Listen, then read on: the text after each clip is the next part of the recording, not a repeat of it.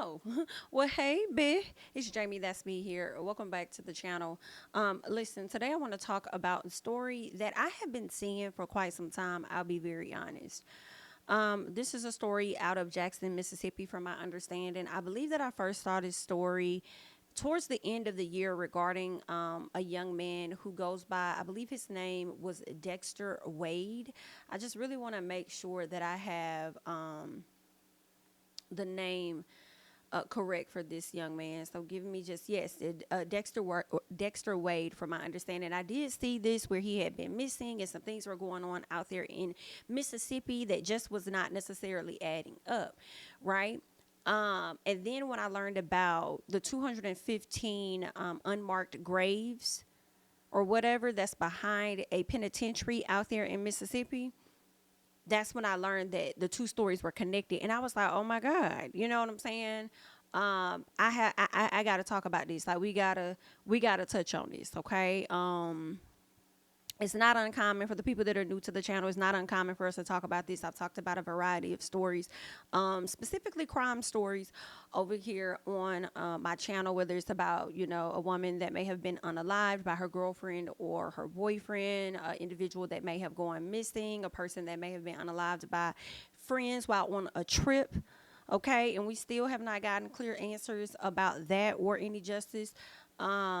But yeah, I typically talk about, stories like this. So this isn't something that is uncommon to us. And today, I want to get into this story out of Jackson, Mississippi, and just dive deeper into what's going on. I have quite a few news articles up, so just get cute, girl, and get comfortable. Grab whatever it is you're gonna grab and let this coffee sit up here and melt. I hate the heat. I hate it for me. I do. I had me a frappuccino. I hate that it then melted on me, but I had mommy things to do today. So, I have mommy things to do every day. But earlier I had to really get into some things. And, girl, this stuff then about got melted. But either way, moral of the story is I have quite a few articles up, video, and things that I want us to check out. So just get comfy because this could potentially be a very long video. Y'all know I like to read my articles. And with reading articles, I also like to get my 2 cents in between as we're reading these articles. So with that being said, go ahead and like up the video. You liking up the video definitely helps the channel. It lets YouTube know that there is an interest in this video. And I feel like y'all should definitely like this video because we want to get the word out. I feel like more people should be talking about this so that the officials out there in Jackson, Mississippi and wherever else can be held accountable and bring answers forward for these families, because there were multiple, first of all, 215 people, okay, were buried behind a Mississippi penitentiary. And a lot of these family members did not know, and some of them may still not know where their family members are. And some of them are still buried behind this prison marked with a number like 172, 158. Okay, number one. That's how they're identified. And the crazy thing is for them to bury those people there, it's because I believe it goes back to 2016. So it's really sad because some of these people had identities. Like, I mean, everybody has an identity, but a lot of these people had IDs on them. They had identification on them. So you know exactly who these people are and you know how to properly get in contact with their family.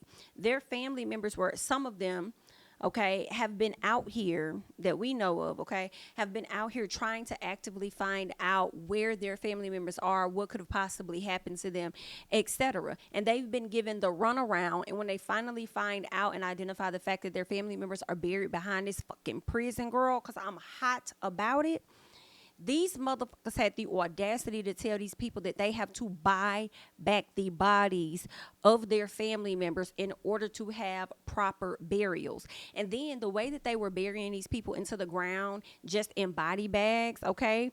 I'm sure they did not get embalming fluid or whatever the process is when you're preparing to bury the dead. I'm sure they did not get any of that. Just thrown in body bags and thrown in the back, okay? The smell is starting to come out. And I know it smells very bad in that area. And I just hate it for anybody in that area that has to suffer from that smell. And now buzzers and everything are all swarming around this little unofficial burial ground or whatever. And here's the gag for me, y'all. all they know about is 215 bodies, okay? My thing is this, it's probably twice that amount. It's probably way more. They probably put more bodies in one hole, one grave.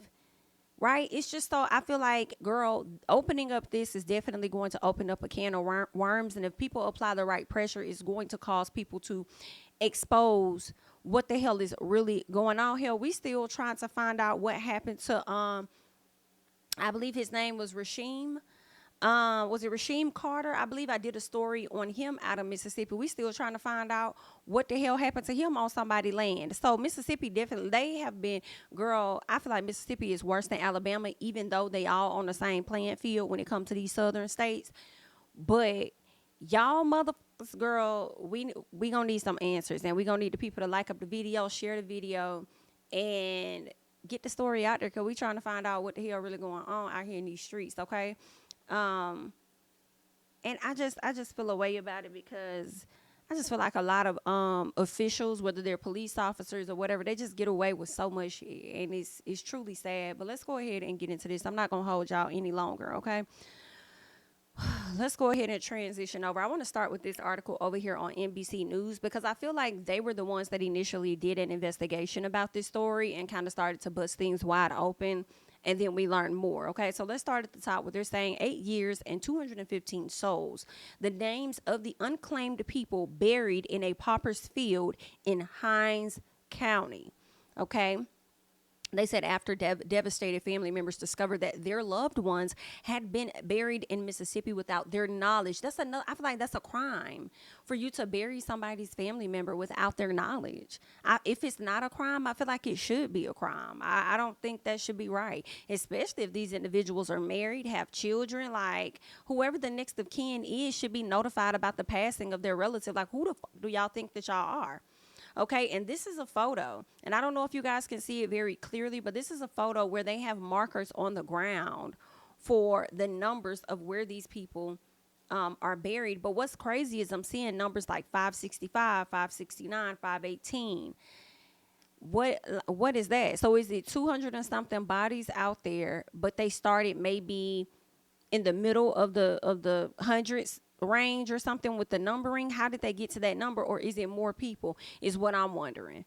Okay, but let's go ahead and keep going. So they're saying the unclaimed dead of Henkins County, Mississippi are buried along a dirt road on the grounds of a jail work farm. Their graves marked with just a metal rod and a number.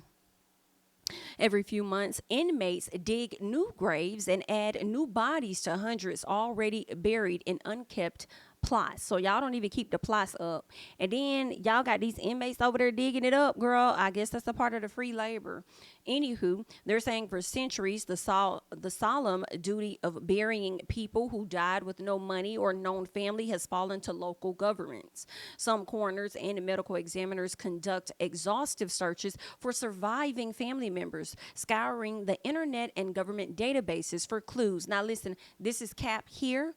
I know y'all wanted to make them appear as though they're really doing their job, but it's given that they haven't. Okay, some coroners and medical examiners conduct exhaustive. I'm glad y'all said some. That's the key word, some, because not all. I don't even think that the individuals that's buried back here have seen a coroner or a medical examiner.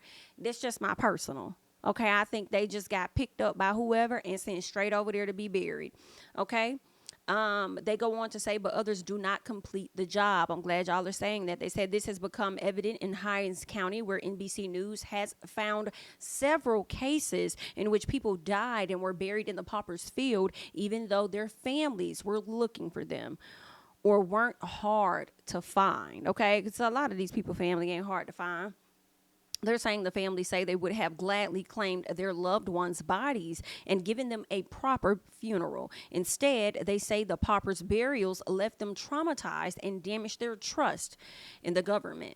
Okay. Now this section here, lost rights. We're going to get into all of this in a second. But it's about a mother who reported her son missing in March, and police kept that truth from her for months. Okay. Another Jackson, Mississippi man was buried without his family's knowledge. We'll get into that. And a third man was buried in the Henkins County pauper's field without anyone notifying his mother. Okay. They also talk about the Jackson Police Department adopting a next of kin notification policy. So we'll likely touch on, get into that as well, but we'll continue on with the article. They say blame for these botched cases has fallen primarily on the Hinds County Coroner's Office and the Jackson Police Department. Each agency points a finger at the other. I feel like if Hinds County is pointing a finger at Jackson, the Police Department, it's probably the right fingers, okay? But some part of me feel like y'all probably was in cahoots with each other. The fact that y'all are over there pointing fingers at each other and still got a few pink fingers pointing back at y'all. Y'all could have potentially been in cahoots with each other, although I feel like a lot of the people whose bodies or majority that are behind this penitentiary never even made it to a coroner's office, in my personal, okay? But let's keep going. They say, meanwhile, other families are left wondering if their missing loved ones were also given pauper's burials in that desolate stretch of land beyond a horse stable and a scrapyard. Now, they say in an effort to help families find answers, NBC News is publishing a list of pauper's burials in Hinds County since 2016. That is insane to me. My question is this, okay? How is it that NBC News was able to do this investigation and immediately get a list of every single individual that was laid out in this field? Yet you have people's family members coming to the front saying they weren't notified at all. How is it that you have a first and last name and you know the age of these individuals and likely where and how they died, and y'all never notified the family, but you could give a full fucking list to NBC News? Am I tripping? Because something about that just does not seem right to me. But okay. They say the list was provided by the county coroner's office in response to a public records request. Okay, so I stand corrected on some things, because it seems like if the county coroner's office is providing a list, then you too are aware of who was buried behind that penitentiary. But at the same time, I feel like, am I standing corrected? Because I also said that I feel like y'all was in cahoots the way y'all over there pointing the finger at each other. Okay, so the latter seems to be working, okay, at this particular time. I'm just letting you guys know that's just what it looks like to me. Okay, let's keep going. All right, let's see. What else are they letting us know here? They're saying the office said in an email that it did not have a list of those buried earlier. They said records before 2016 could not be located. Now, didn't I tell y'all these are just the ones that they were able to find? Hello? They've been doing this for decades, I am sure, beyond 2016. So I feel like this list is only speaking of individuals that have died from 2016 until now, and that's a total to me of 215 people. Whereas maybe it makes sense why I was seeing markers that said 565, 518, or whatever the case is, right? So that makes me think that there are hundreds of bodies out there. They just only have the list that's dated back to 2016. And this is so effing sad, because I can imagine how many people could have been harmed by the hands of officials. Not accusing nobody, but I'm just saying, okay? And the fact that one of the men got hit by a police officer and his body ended up back there, and y'all ain't even trying to pull his identification to find his mama, it's not too far out of range to think that a lot of people have been violated by the police and found themselves, back there in Popper's Field. But we're going to go ahead and keep going. They say in publishing this list, NBC News is sharing only a person's name, their gender, race, date of death, age at death, and the date of burial. The NBC News list only includes adults, and it does not include the names of 9 people whose unclaimed bodies were designated in recent months for paupers' burials in Hinds County, but not yet buried as of November 1st. Girl, what? So there are 9 people whose bodies have not been claimed, and they are going to be moving over to paupers' burials at some point, but they haven't been buried as of November 1st. So where the hell are they at? So y'all, let me guess, y'all over here trying to find their family. Can't be trying to find their family if they're already designated to go over to the fucking paupers' field. Girl, these people here, honey. NBC News was not able to confirm the accuracy of the information on the list, so it may include some misspellings or other errors. Okay, so NBC News also removed names of people listed as claimed or exhumed, including Dexter Wade, who was removed from the Poppers field and given a proper burial, okay, a proper funeral, after NBC News reported on authorities' failure to tell his mother he'd been killed. And we'll get into that. All right, so they have this list down here. It's a very long list. So this has black people on this list and white folks on this list. Okay, this is wild. So they have an unknown person that died February 10th, 2019. Let me go back and check. Yeah, date of death. Okay. And then they saying that the name is unknown, the age is unknown. They just know that it's a male and he's a black man as of March 29th. He was buried on March 29th, 2019. So the body damn near sat. Oh, well, the body sat over a month. February 10th, March 10th, that's 1 month plus some. Then they buried him. Girl, I cannot. That is just some crazy stuff. And I can't take it. This is just, because I was going to do this video last night, y'all, but I said, oh, this is eerie. This is eerie. And I couldn't. I said, I'm going to have to do it tomorrow. But, girl, this is just some eerie shit here. And then I'm just thinking about the people that could have been unalived by the hands of someone else, and how DNA and all kind of things have likely withered away, and you're not even going to be able to even really find out what happened to your person, whether they were unalived by natural causes, whether somebody else did something to them to cause their death. Like, I mean, how many people gonna really be able to identify what that is? I'm seeing a lot of these people seem to be over a certain age. Okay, so we got some 30-year-olds on this list, a lot of 60-year-olds, 80-year-olds. Ooh, I can't take it. Stephanie L. McDonald, girl, this is crazy. That is so sad. Like, to find out that your family member this whole time, if you just search this list, find out that your family member is buried behind a damn jailhouse or whatever, prison. This is insane.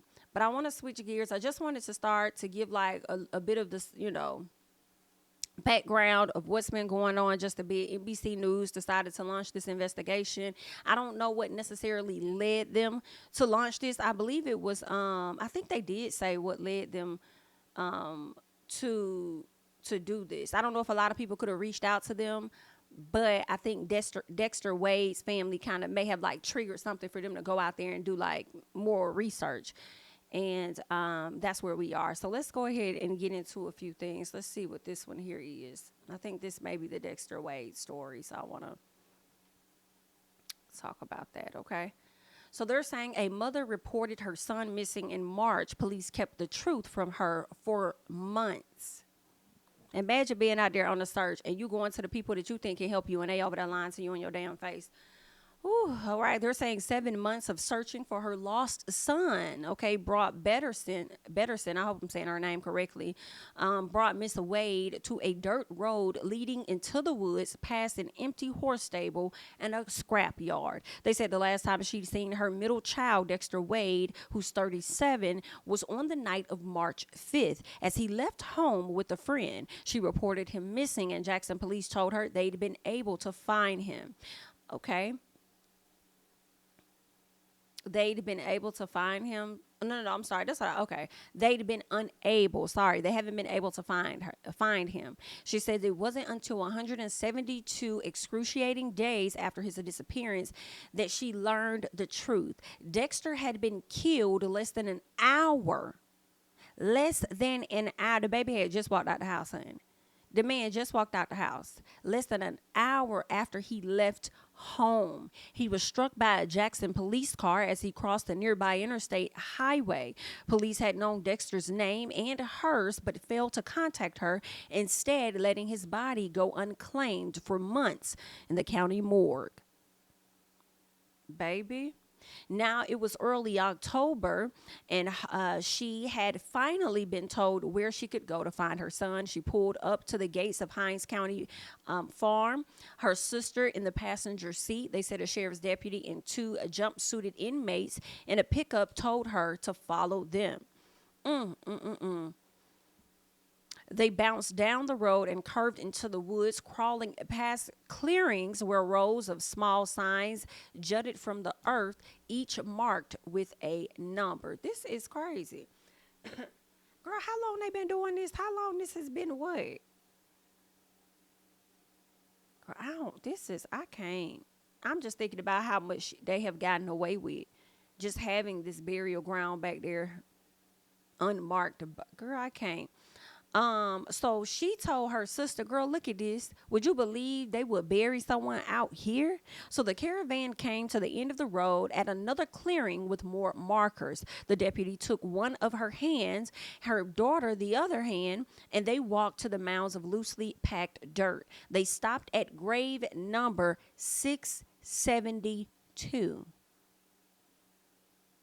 So I'm going to believe that it's more than 600 bodies out there. They just have a list of 215 is what it's seeming like to me. Okay, but let's keep going. So his mom is like, really? So they said she bent over, hands on her knees, and she cried out, her voice echoing off the surrounding trees. She says, I'm sorry, baby. I'm so sorry. Whew. Mm, mm, mm, mm, mm, mm, mm, mm.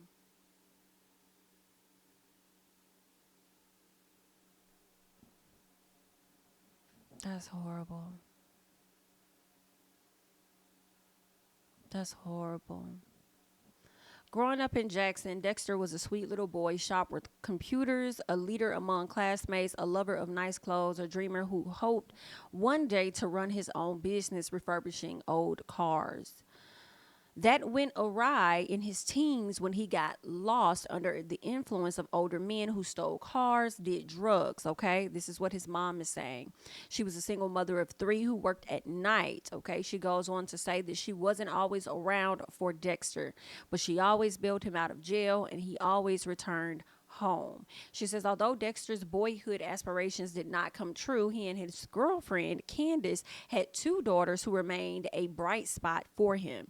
Even after the couple's romantic relationship dissolved, even after Dexter served two stints in prison, okay, one for attempted auto theft and the other for armed robbery, according to Mississippi Department of Corrections, he was released in 2017.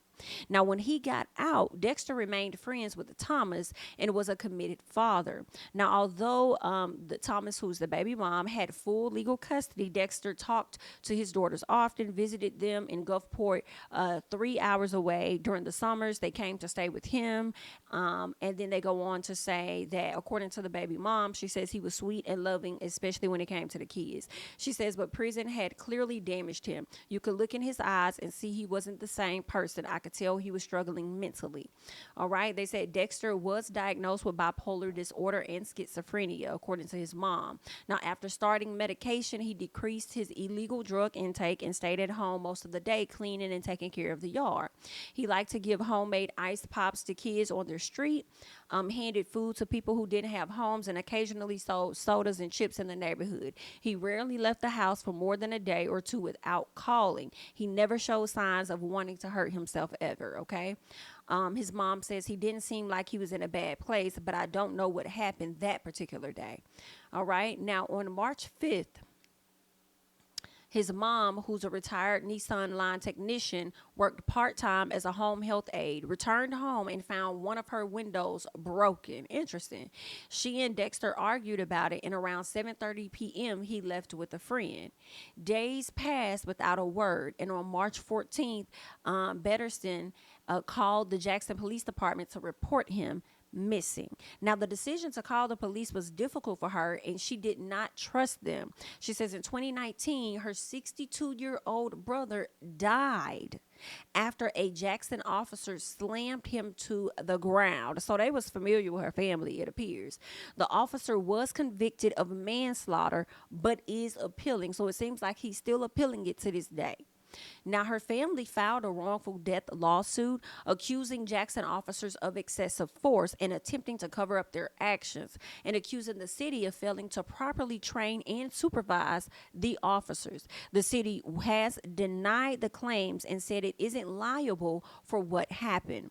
The officers' lawyer said they acted responsibly and lawfully. A federal judge dismissed some of her claims, others remain pending in the state court. So then my question is, how are y'all going to explain this situation then, knowing that her son was hit by a car and they withheld information and didn't want to tell her what the fuck was going on? And now that I see that her family already had a case against y'all about knew what direction and where this was really finna go. So y'all decided to withhold information as long as possible, but it really wasn't helping y'all, because now y'all giving her even more of a reason to be on your ass and to sue you for whatever, and to get whoever was the person that hit her son removed from the force. So y'all only giving her the ammunition she needs to apply the pressure even harder than what it was, applied before. Okay, so they're saying that Betterston said her mother advised her not to call the police about Dexter. Her mama didn't even want her to call. She said, my mama told me they're not going to do anything, but I had to do something to find Dexter, and I thought that was the best way. So an investigator came to her house and took a statement. Okay, she emailed the investigator a picture of her son. He left a card with the case number on it. 2 days later, she emailed a different investigator another photo of her son. The original investigator filed an incident report that misspelled Dexter's name as Dexter with an S. Child, they did that shit on purpose. Because, girl, ain't no way you finna mix the X and the S up. You just not finna do it. She goes on to say that she kept in regular touch with police, asking for updates and requesting that they put his picture on TV. She did her own search, checking out abandoned homes and driving around her neighborhood, asking if anyone had seen him. She never found the friend who left home with him. So now I'm wondering what happened to the friend. Was it a woman? Was it a man? Is the friend potentially buried back there too, child? I'm just trying to find out what the hell really going on. So they're saying that Dexter teen daughters and their mother grew frantic, calling for news. Okay, now they said the girls would ask, did you hear from my daddy? We just kept praying he was all right. They said a close friend of hers accompanied her on searches of the neighborhood and watched as stress and desperation wore on her. They said she called someone every week and asked about her child. She couldn't get it off her mind. She was crazy about that boy. Each time she called, police told her they had no information. It turned out that the Jackson Police Department had the answers all along. They had the answers the whole damn time. They said the department did not respond to detailed questions and has not commented on or explained how it handled Dexter's death. After this article was published, a spokesperson for Jackson Mayor, they said emailed a statement to NBC News offering their sincerest prayers and condolences. Girl, F y'all. They said the spokesperson added in the interview that the police did not intentionally harm Dexter or his family. How the fuck do you know, spokesperson? How you know? How do you know that they didn't intentionally do that? Because I feel like y'all did intentionally do that by not notifying this woman of where the hell her child was. Y'all didn't even try to check the morgue. Y'all know y'all got all these bodies back there that's buried. Y'all ain't even try to go and see what's the names on that list, because she looking for her son. Let's see if he could possibly be back there in Popper's Field or something. So my question is that, how did y'all find out he was hit by a police officer? Did the police officer report it, or did y'all find out in a different way? I just have questions that need answers, girl, because it's not adding up.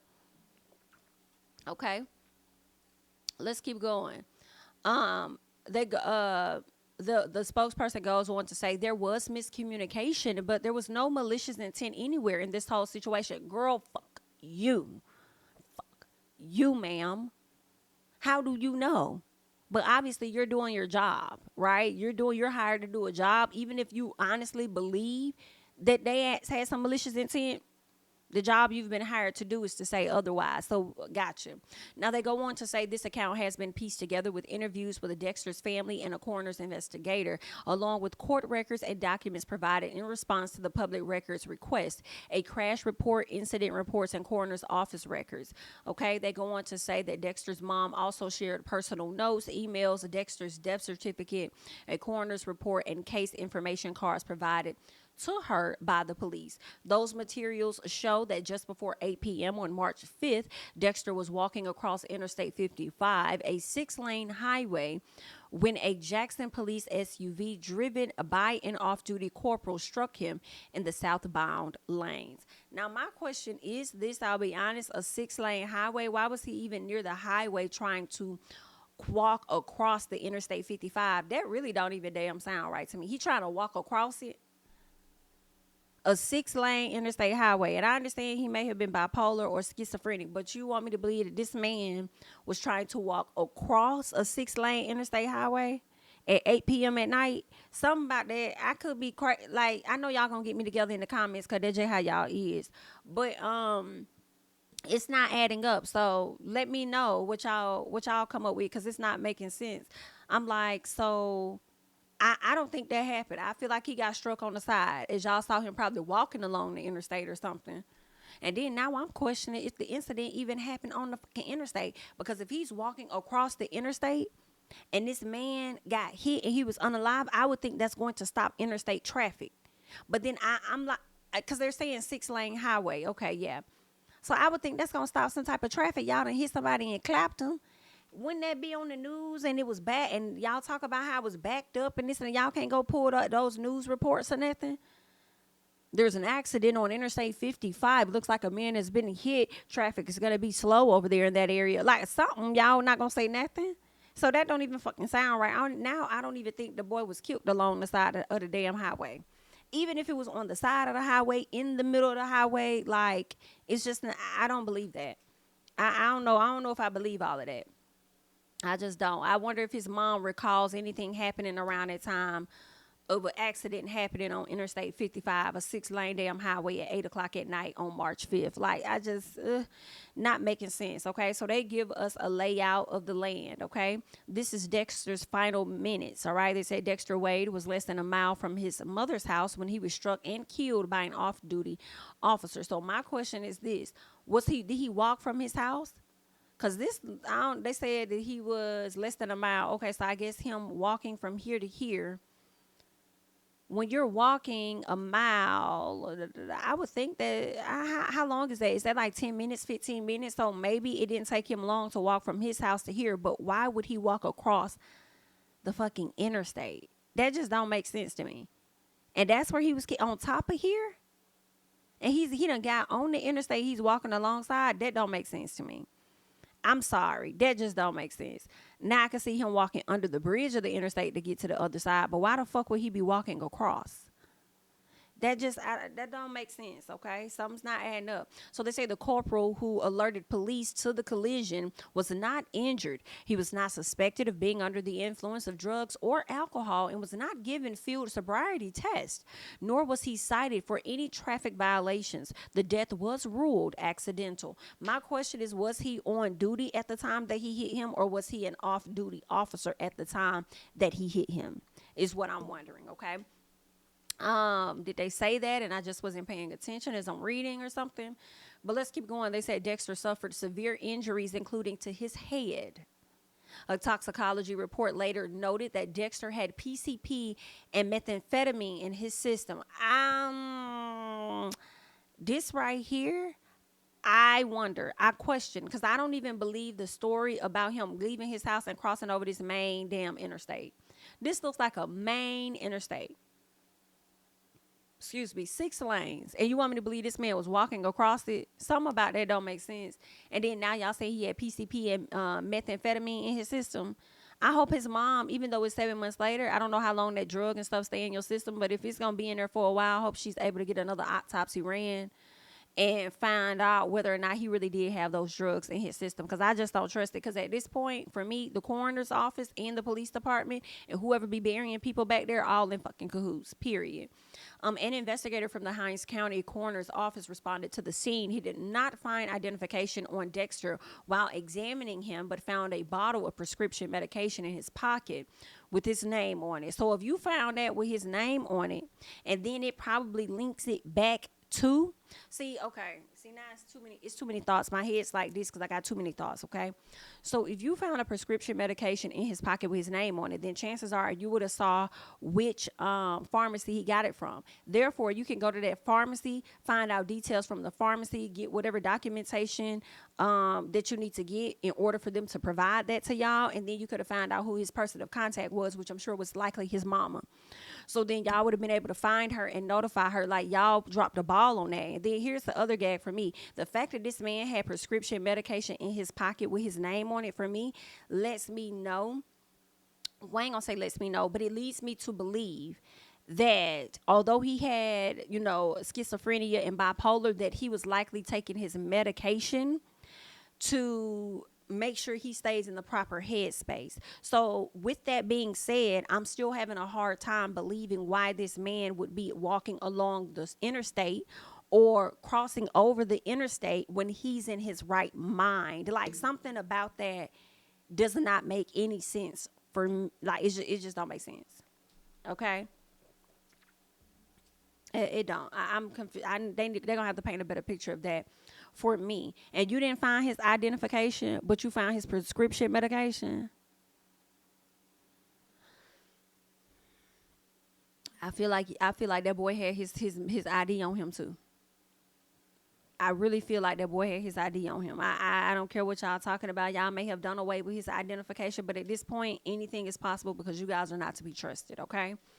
Let's keep going. They say 3 days later, on March 8th, the investigator La Grand Elliott contacted the medical facility that had been provided the prescription and received Betterson's name as Dexter's next of kin. Didn't I just say that?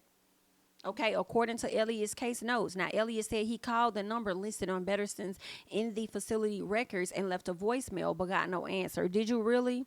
Now, she confirmed that the number Elliott said he called was correct, but she doesn't remember receiving a call from him at all and was not able to access her Boost mobile phone records to check because his ass ain't called.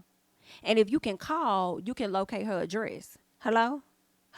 If you can give her a call, then you also can locate where the fuck she lives. Because here's the gag, too. If this man got out of prison not too long ago, or whenever, like 2017, whenever he got out, and he died, last year, chances are, they could potentially be staying in the same damn house. And y'all likely needed an address on file to be able to identify where the hell he's about to go to. You know what I'm saying? Once he get out of prison, where are you getting discharged to? Where are you going to? Are you going over there? Okay. So, y'all had so many different ways of pulling up the details to find out where his family is, and y'all dropped the ball completely. And that definitely leads one to believe that y'all were trying to hide details, based on the fact that they family was about to have y'all hoes tied the hell up the last time when her brother was killed at the hands of one of y'all officers. But let's keep going. All right. They let us know that Elliott confirmed Dexter's identification on March 9th, okay, when the state crime lab said his fingerprints matched those it had on file for him. Elliott said in an interview that he passed what he'd found, a phone number and an address, to Jackson Police Department Accident Investigation Squad so they could notify her. Why the fuck would you go so far to call her phone and leave a message, but then not just go ahead and go to her house and notify her? Why would you then pass it back to Jackson Police Department for them to do it? You the investigator too. Was that out your jurisdiction for you to go over there to her house? Because I would think it's out your jurisdiction to give her a damn call too. So I don't know. Something's not adding up, guys. Once we get the information, I turn it over to the police because it is their jurisdiction. See, I'm asking all the right questions, I feel, because as I'm going through this article for the first time, they answering the questions that I have. So they can do the proper death notification. And I got that. But then why did you call? Because if you would have got her on the phone, you would have notified her that, hey, your son has died. He's located here. So now you want to pass the number because you left a voice message, right? So it's giving contradiction to me. You got the phone number, then you had the address, and then after she didn't answer the call, once you left a message, you passed it over to them. That don't make no sense to me. I believe you would pass it over to them, but don't say it's their jurisdiction when you've already went beyond the jurisdiction to even give her a call. It's not making sense. Anywho, Betterston says she turned to Facebook where she posted pictures of Dexter with her phone number pleading for him or anyone who saw him to call. Now, on March 15th, the day after she reported Dexter missing, Elliott followed up with Jackson police for updates. No kin has been located as of yet, he wrote in his notes. Elliott made another phone call, a follow-up call on March 30th, and was told there was nothing new. That's what he said. He called to get an update. Okay, so the following day, the coroner's office asked the Hinds County Board of Supervisors for approval to bury Dexter's remains in a pauper's field in Hinds County, in the Hinds County farm. As the request was being filed, the mother posted another photo on Facebook of him. Have anyone saw my son? Please call his mother. Okay, so these are the posts that she made, asking if everybody or anybody has seen her son.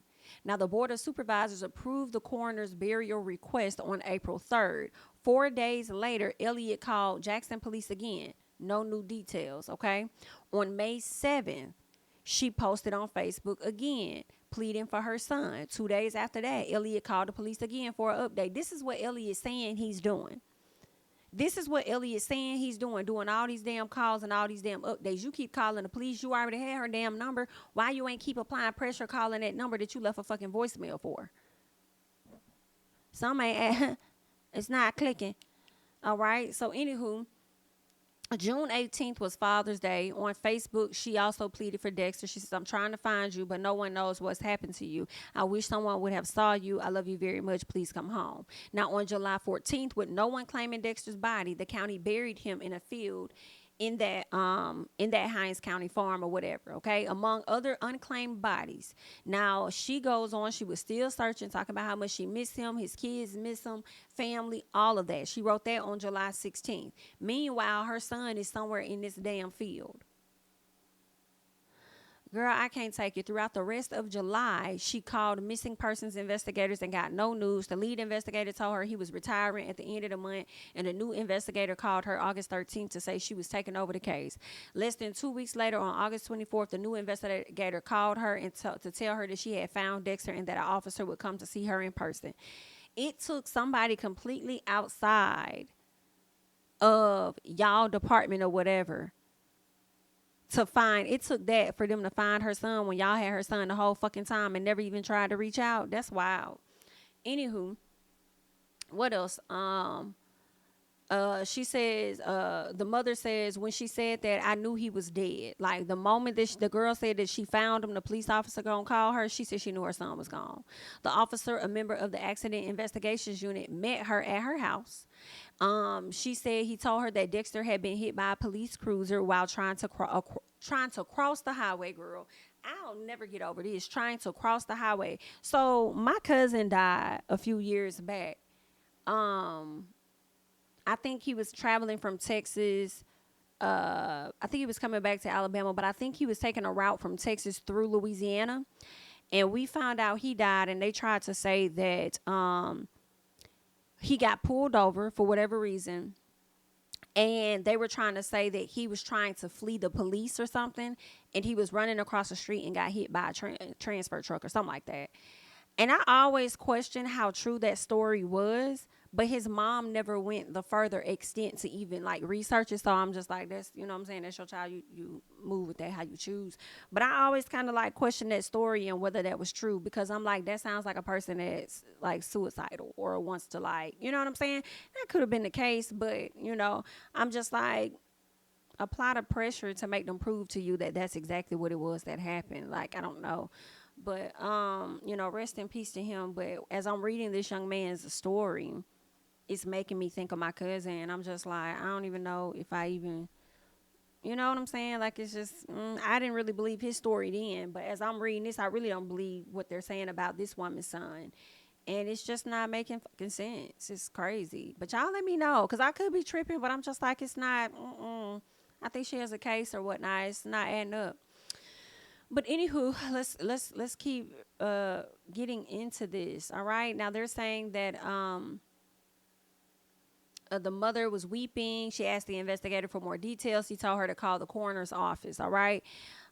So that's when she found Elliott, the person that says that he called her phone. She says she found him He told her he'd known Dexter's name since the day he died and had passed the information to the police. And he told her about the Parper's burial. But you ain't tell her that you called her phone and left a fucking voicemail? Did you tell her that?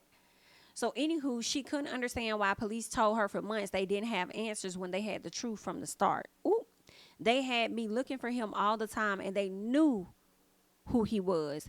She wondered if it had anything to do with her brother's death and her allegations against the police in that case. She says maybe it was a vendetta. Maybe they buried my son to get back at me.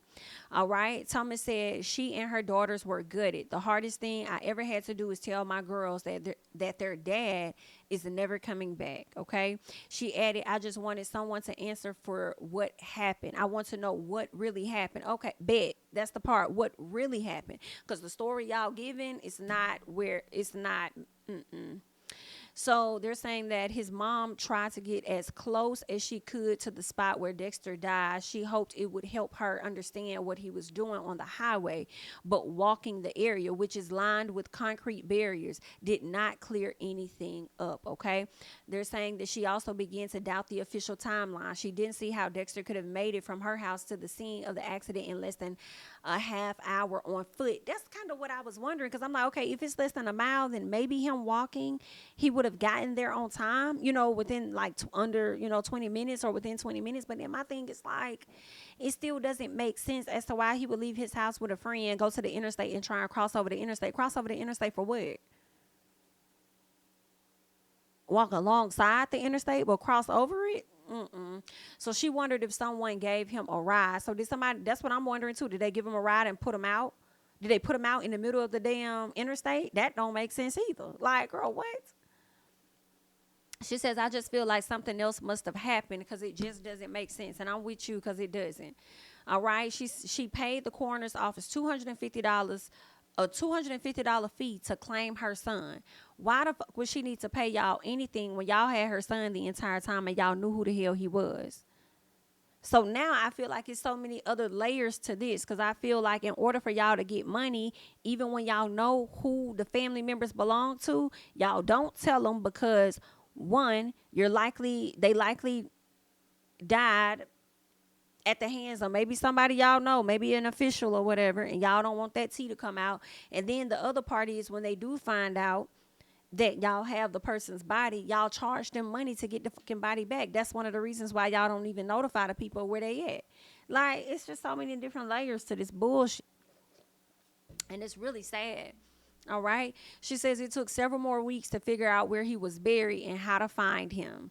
Girl, that is crazy. She made the appointment to see his grave on a Tuesday afternoon in early October at a plot number 672. She says, Dexter, I want to tell you I am so sorry. She says, I'm so sorry this happened to you, but mama didn't know. Mama did not know. That is so sad.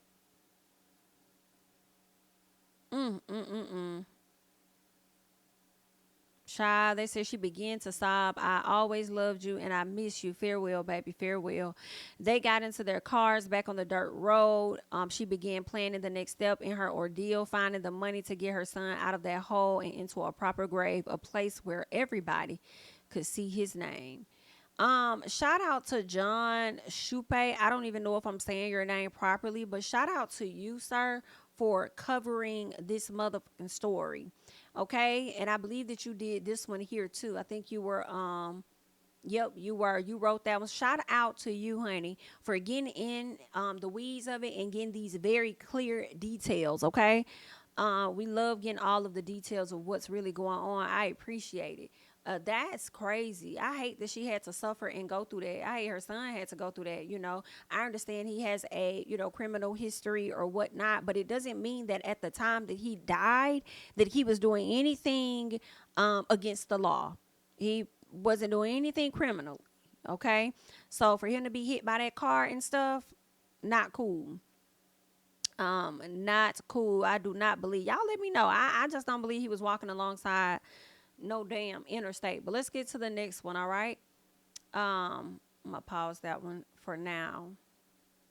So they're saying they just threw him away. Another Jackson, Mississippi man was buried without his family's knowledge. And this is Mario, I hope I'm saying the name right, Moore. He was 40, was beaten to death in February. Authorities buried him in a pauper's grave in July.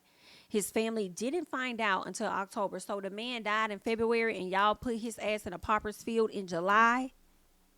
How many months later is that? Yeah, bruh. This is a lot.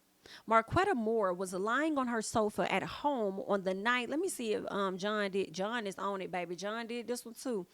Marquetta Moore was lying on her sofa at home on the night of October 10th when she got a text from her aunt. It was a link to an article revealing that Jackson police had failed to notify the public about dozens of homicides that year. Last year. Girl, what? Now they're saying Marquetta clicked on it, wondering why her aunt thought she'd be interested. Then she scrolled to the list of 24 homicide victims. The second name was her older brother's Mario Moore, 40, had been killed on February 2nd. Ooh, Lord.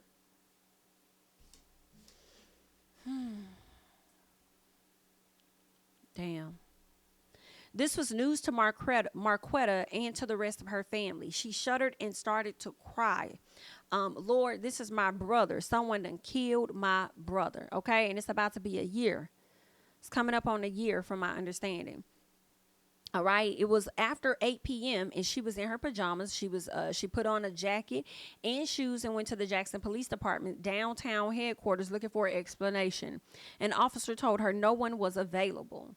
Over the next couple of days, Marquetta and her relatives, dazed and stricken, gradually learned bits of information about what happened when at each step grew angrier and more hurt. Okay.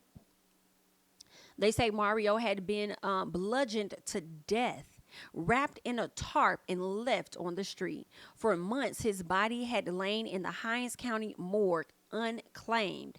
Then on July 14, inmates at the burial ground had buried his remains in a pauper's field. Now the news wrecked Mario's mother, who has not come to terms with his death and what authorities did to his body without her knowing. She says, "What are you hiding? Why can't you just come and just tell somebody that their child is gone?" Girl, and I don't know who bludgeoned him to death, but now that they're able to get their family member back, girl, I pray to God they find out who is responsible for his death. Okay, now Mario was buried the same day and in the same place as Dexter Wade, a Jackson man whose death sparked public outrage and calls for a federal investigation when NBC News reported on it last month. Okay, now they go on to give us more details of what we already know. Dexter Wade was struck and killed by an off-duty Jackson police officer. That's what I was wondering, if he was on duty or off duty. Okay, they said while crossing a 6-lane highway on March 5th, authorities failed to notify his mother, who reported him missing to Jackson police a few days later and buried him without her knowledge. The Jackson mayor had blamed a communication failure and expressed regret, but the city has declined to answer any more questions. Now, both cases expose failures of a system designed to ensure that families are notified when their loved ones die and are given the chance to claim their bodies. Okay. Let's see. They said in the days after learning about his death, Mario's family sought explanations from the Jackson Police Department and Henkins County Coroner's Office. They recorded conversations with officials from both agencies and provided copies to NBC News. NBC News also obtained documents about the case through public records requests. The recordings and documents showed that authorities said they made attempts to contact Mario's family, but did not do enough to find his mother and other relatives in Jackson who say they would have claimed him. Y'all made attempts to call the family, but y'all didn't try and reach out to the very person that would take him before anybody would, his fucking mama.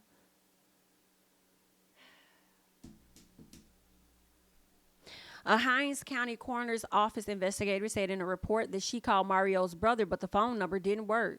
A police commander told the family that a detective left a card at Mario's mother's house, but neither his mother, brother, nor two sisters recalled being contacted by anyone responsible for reaching his next of kin. Y'all ain't calling no fucking body. The coroner's office and the Jackson Police Department did not comment. I bet y'all didn't. Mario led an internet life. I feel like I said that wrong, but they said often went months without seeing his closest relatives, so they did not report him missing in the months after he was killed. But the family says that should not have mattered. They were not hard to find. Okay, they just, oh well. She says they just, oh well, he ain't got nobody. I guess she meant to say they just went, oh well, he ain't got nobody, and they just threw him away. Okay, this is what the mom was saying. Mario, the oldest of 5 siblings and the father of an adult daughter, was loved by his family. He was humble and thoughtful. He worked maintenance and construction jobs and most recently collected shopping carts at a grocery store. He read a lot. He was able to talk to just about anyone about virtually anything, religion, politics, what was happening on the street. This is what his family wants people to know about him. He was very smart and intelligent. He just happened to struggle with things of the world. Okay. They said that he had a 20-year drug habit. With that, perhaps because he had been raised in a devout Christian home, came feelings of guilt, his family said.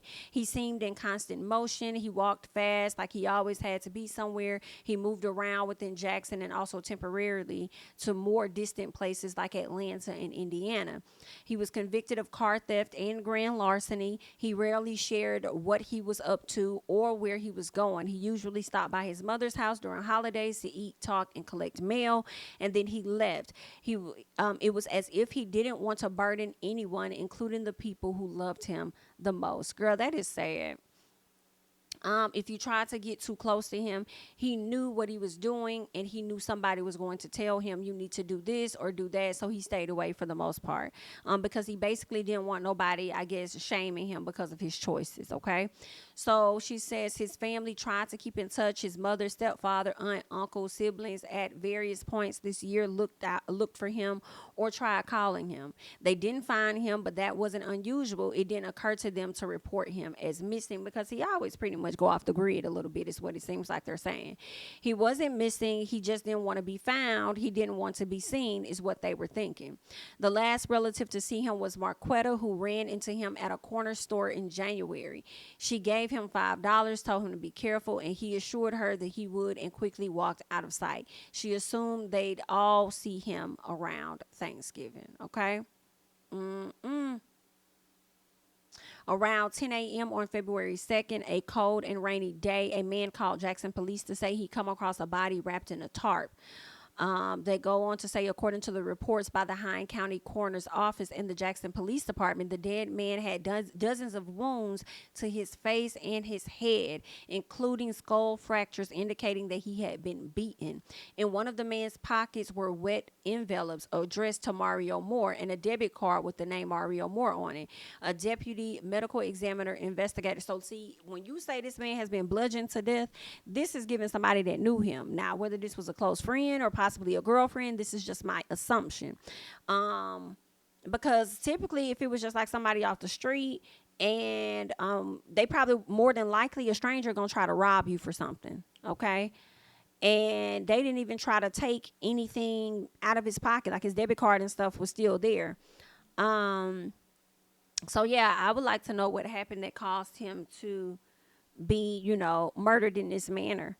Let's keep going. They said the man's body was taken to the county morgue, where the cause of death was determined to be homicide by blunt force trauma to the head. Now, on February 8th, fingerprint records maintained by the state crime lab confirmed the man's identity as Mario Moore. They said a search of the medical records led to a number for a brother whom Horn identified in her report as Gavin Moore. The number was not a working number, and the descendant remained unclaimed. All right. They said on March 31st, the coroner's office asked the Hinds County Board of Supervisors for permission to bury him at the Parker's Field. On April 3rd, the board approved it. along with similar requests for 9 other bodies, including Dexter Wade, but a unanimous voice vote that lasted 12 seconds. Okay, by a unanimous voice vote that lasted 12 seconds. The burial happened on July 14th. NBC News requested from Hinds County any records documenting efforts to notify Mario's next of kin. Those records do not indicate that the county did anything more. Mario's family, including his mother, who have lived for 20 years in a house 2 miles from where his body was found and where he received child support bills and other mail, knew nothing about this. And months had passed, and this lady's still living in the same motherfucking house y'all could have came and found this lady, but y'all wasn't trying to find her, and then y'all gonna sit up there and call a damn number, or say you called a number that was no longer in service. Whew, girl, the lies the people will come up with. Now, on October 9th, they said the local NBC affiliate reported that the Jackson Police Department had just released the names of 24 homicide victims that had not been previously disclosed. And that's where Mario's name was on that list. A commander told the station that it had been an accidental oversight and blamed the communication. Y'all love these. It's an accidental oversight. It's a communication failure. No, it's giving you hoes ain't doing your job. And it's giving it's intentional at this point. Okay?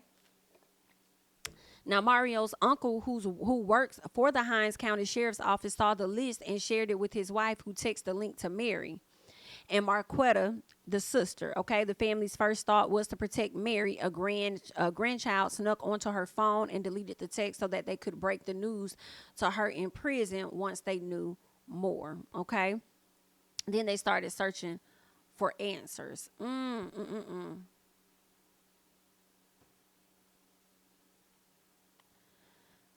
Now, on October 11th, the morning after Marquetta had gone to Jackson Police Headquarters, she and Mercedes left a message at the county coroner's office. Horn, the deputy medical examiner investigator, called them back, and they said that the sisters asked why they weren't told about her brother's death or their brother's death. So the investigator, the medical examiner investigator, told him that the coroner's office had shared information with Mario's identity with Jackson Police. It's up to their detectives and everybody to reach out. That's what he said. Horn could not be heard identifying herself on the recording, but she did identify herself on another recording the family shared.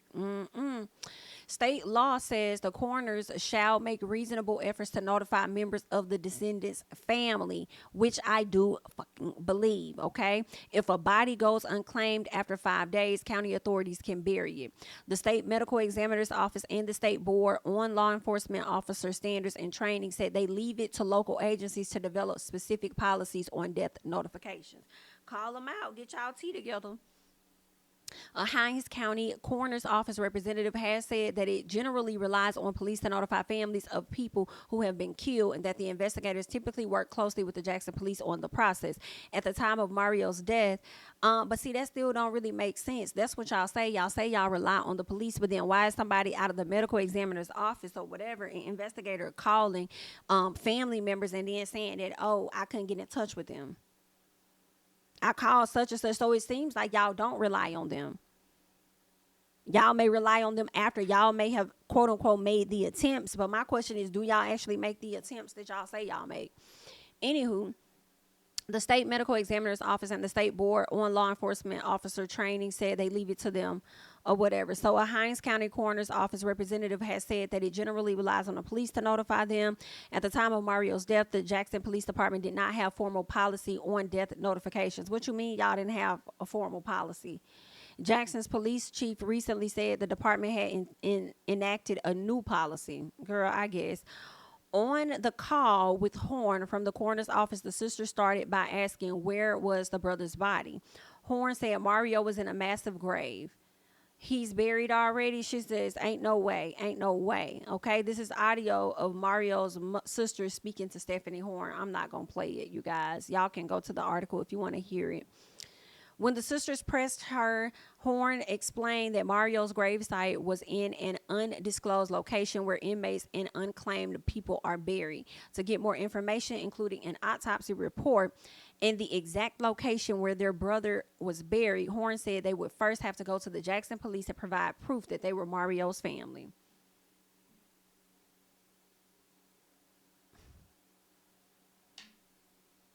Child, we guess, Tyner. After the call, the sister said they contacted their mother's pastor and asked her to meet them at Mary's home to deliver the news. When everyone arrived, Marquetta recalled she told her mother Mario's gone. The mother said, "Girl, quit playing with me." And then she responded and said, "For real, Mom, Mario is gone." Mary broke down. She was in disbelief. But when her daughters told her about the conversation with Horn, she knew it was true.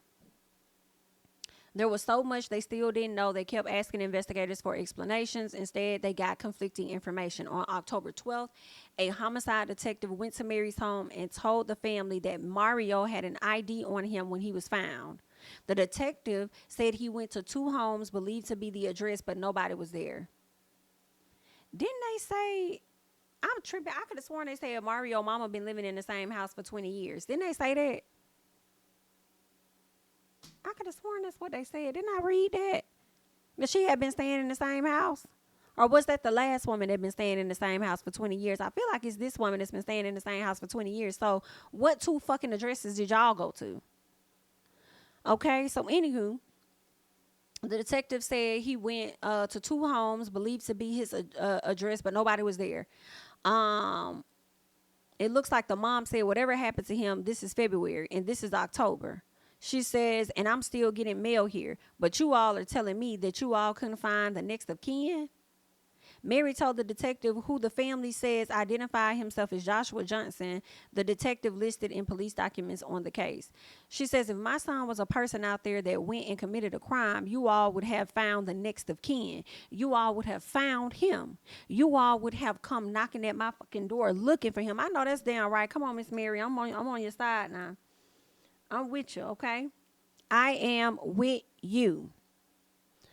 So they go on to say that Mary continued grilling him on the delays. So he responded and said, "Ma'am, I don't want to tell you all any lies." He says, "We couldn't find no next of kin. Nobody was out there." You are a dog-faced lie.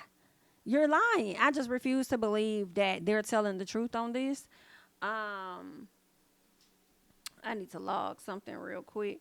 But I don't believe that. Give me 1 second, you guys. I needed to log something real quick.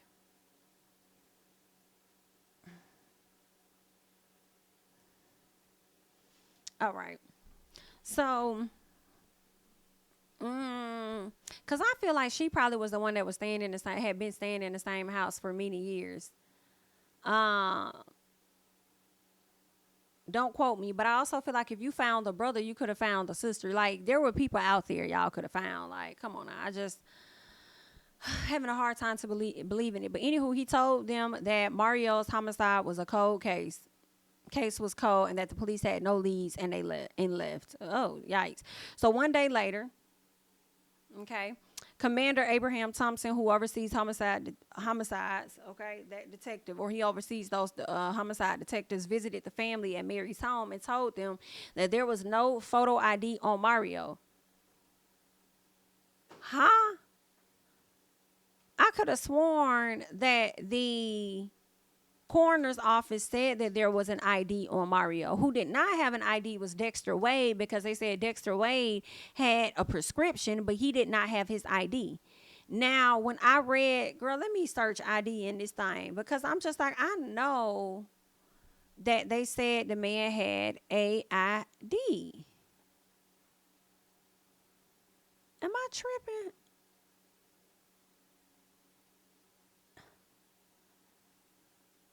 Okay, yeah, that's what I thought. On October 12th, a homicide detective went to Mary's home and told the family that Mario had an ID on him. So why the hell would the commander Abraham Thompson come to her and say that Mario did not have a photo ID on him?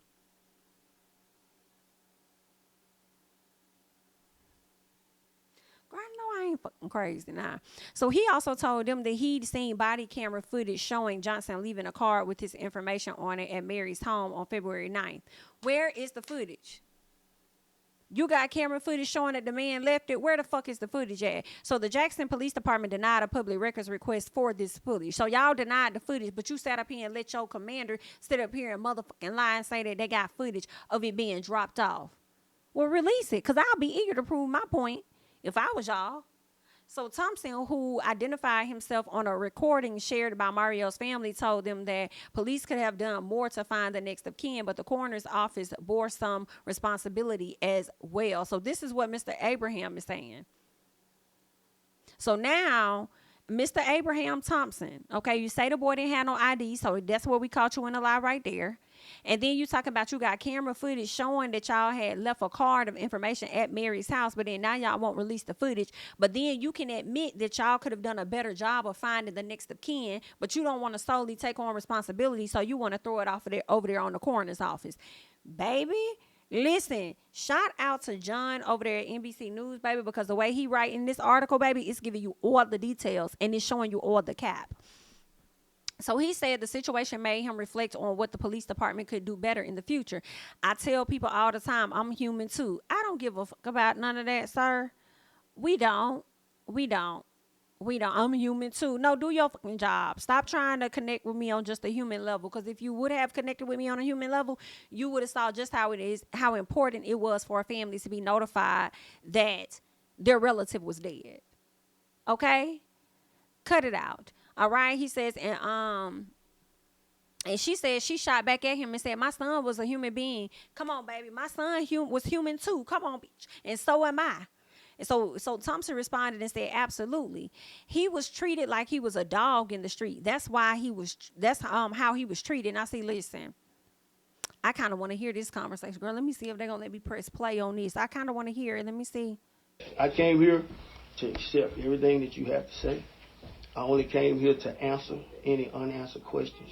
And I only came here to use this situation to know that we're going to make it better. Right? Because I tell people all the time, I'm human too. I don't give a fuck about They're you. human too. And my son was a human being. Absolutely. He was treated like he was a dog in the street. That's the way he was treated.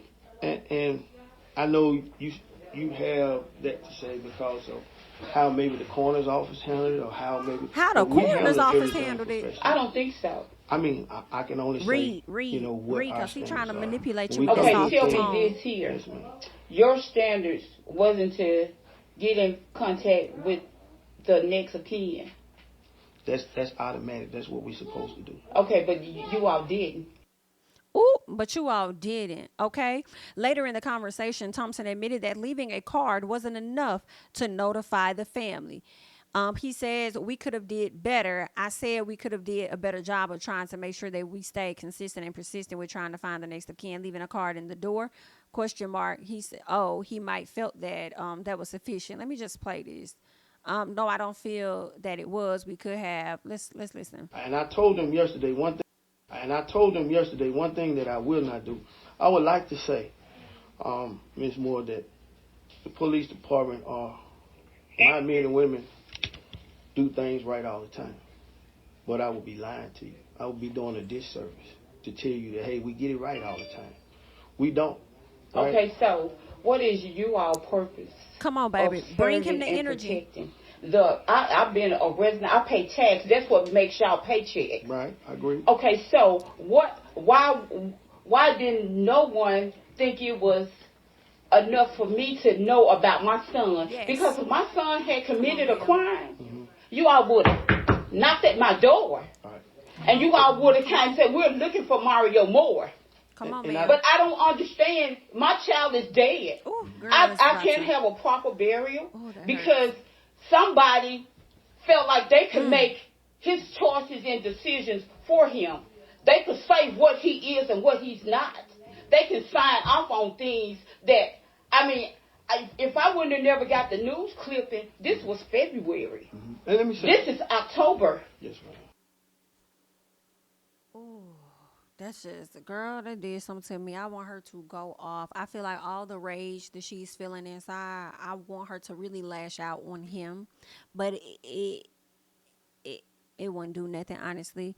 But because he's not the only person that played a role. You know, he's there representing the police department and whatever else. So it's so many people that dropped the ball with this. But I wish she could just go in and just let him have it. And she probably did, as she should have. And you got the audacity to sit in this woman's face and tell her, I'm human. I don't give a fuck about you being human right now. Because my son was a human too, which is what she said, okay? Her son was a human, so we don't give a fuck about you being a human in this moment. Because if you was a human, you would have made sure that we were notified or they were notified exactly how they should have been. So I just, girl, get out this lady face with this. Anywho, they said Mary began the process of recovering her son's body. And then y'all had the audacity not care about her being human too and how she lost her child. How y'all got him in unmarked graves and she got to sit up here and pay $250 to reclaim the rights of his remains. Girl, y'all be killing me how y'all be snatching folks up and then just automatically assume the rights of them. Like people didn't give birth to them, regardless of how they existed in this world. I can't. A coroner's office staffer told her it would cost another $500 to have Mario exhumed. Not $250 for her to claim him and then got to turn around and get him exhumed for $500 when y'all didn't even do a good job of putting him down in the fucking ground anyway, in a fucking bag.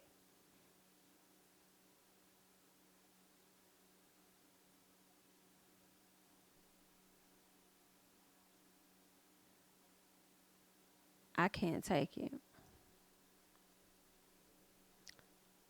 I cannot. I just got the audacity. Y'all, ooh. Girl, these people do not give a damn when it comes to money. Just pay them. Don't give a damn about your emotions. We sorry for your loss, but run us that check. Like, girl, what is going on? The family asked the funeral home for help. A representative warned them that there wouldn't be much left of Mario's remains, just bones in a bag. At that point, that's when reality set in. Y'all disposed of people's bodies like animals, not even like animals, because people do animals better than that. Some animals do get proper burials. The more Mary thought about it, the more upset she grew. When they dig him up, I'm not going to be able to stand it once they begin to, okay? Instead of seeking him being exhumed and funeraled, you know, him having a funeral, the family decided to hold a memorial for Mario without his body. They have not been told where exactly Mario is buried. NBC News has asked for his grave number in the pauper's field, but the coroner's office has not responded because they don't know. They just take him and throw him back there. The memorial was held October 20th at Mary's church. A pastor described Mario as a man who never lost his connection with God. Others recalled his charisma and intelligence and how he drew people into long conversations. The program included photos of him as a boy and a young man. Okay. Afterwards, Mary didn't go back home with the rest of the family. She and her husband took some time alone to think and try to find peace. Okay, she says it really didn't do anything because he was just a picture. It wasn't the person. The last time I'm going to see him is that picture. I'm not going to see him anymore. She still wants to know the truth of what happened to her son. It hurts bad that he's gone, but nobody thought that I was important enough to let me know about my child. Nobody thought that my family was important enough, and that is how she's feeling. I hate that, and I hope that they are able to get him, even if his body is gone. You know, they saying it ain't gonna be nothing but some bones or whatever. Get this lady her child's fucking body, especially if she has paid y'all money, so that the proper investigators that they get or whatever can find out who exactly harmed her child, murdered her child, so they can get the hell up off the streets, because they getting ready to bludgeon somebody else. Okay. And at least she can get some type of closure and hopefully even find out what happened to her child during that time. Okay, Okay, but let's go ahead and let's get into more, because there is a third person that I want to get to. And this is a mother who searched for her son for months until NBC News discovered he'd been buried in a pauper's field. Okay, so they're saying this woman is Gretchen Henkins, and she was in the bed on a Friday night in May 2022 when her 39-year-old son leaned down with a hug and a kiss and told her he was going to meet friends for the weekend. He promised to return in time for Sunday dinner, but he did not come home. Jonathan David Henkins' mother and teenage daughter were accustomed to his leaving for a few days at a time. He suffered from a meth addiction and knew not to enter their house when he was using. But this time, something had gone clearly wrong, okay? They're saying that Gretchen went to Rankin County Sheriff's Office, where an investigator took a missing persons report. The sheriff's office announced the search of Jonathan on Facebook, shared the case with local media, and posted his information to a national law enforcement database. Girl, right out the gate, y'all handled this case differently than y'all handled different Dexter Wade when his mama was looking for him. I don't recall y'all, and I understand this may be a different county, but I don't recall that county sitting over there trying to make a Facebook post, share it to local media, or post any information on a national law enforcement database.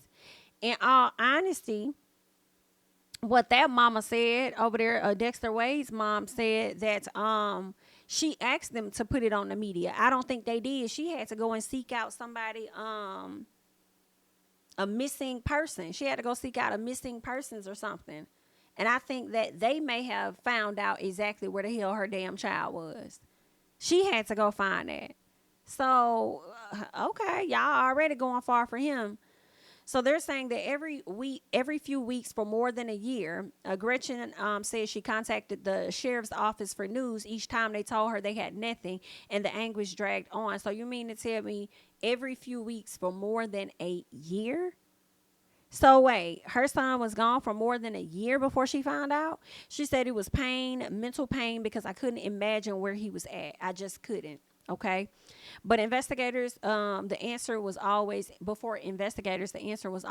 reach. Okay. NBC News solved the mystery this fall in a matter of minutes as part of an investigation into people being buried in Hinds County, Paupers Field. Without their families' knowledge, reporters examined a register of all the recent burials and compared it with a publicly available list of missing Mississippians. Jonathan's name was on both. Now, after obtaining documents through public records request, and first of all, NBC did the cross-examining, is what it seems like, of missing Mississippians, and cross-examined it with the recent burials at the fucking Paupers Field. And you mean to tell me that y'all don't have nobody in Mississippi, in Hinds County, that does these different searches to be able to find it? And if you do got it, then this is a confirmation that they ain't doing their damn jobs. After obtaining documents through public records request to confirm the match, NBC News visited Gretchen at her home on December 4th and shared what reporters had learned. Jonathan had been found dead on May 23rd of 2022. Girl, we in 2024. They sat down with her, it appears, in 2023.